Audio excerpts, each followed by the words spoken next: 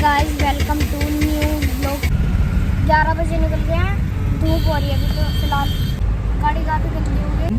5 बजे बता रहा हूँ शाम को। 5 बजे क्या गाड़ी धुलवानी वो 5 बजे। उसके यहाँ नहीं धुलवानी ना, इतना टाइम कौन इतना वेट कौन करेगा।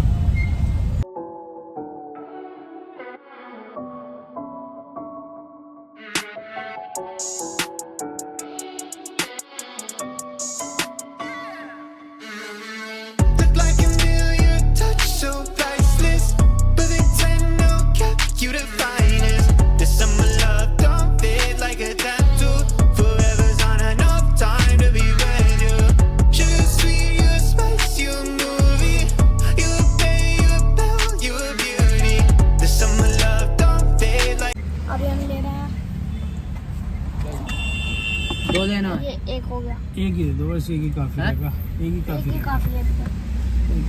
पेमेंट ले लो भाई। अरे भाई इस रोड पर महंगा दे रहा है वैसे। तो करना। अरे 10 रुपये और जगह पे तो 50 रुपये का है, तो टेंशन क्यों लेता है, इसमें ये नहीं आ रहा। अरे भाई लो 500 तो मैं दिया के गाड़ी आता। हमने तो लेमन तो बस कर दिया।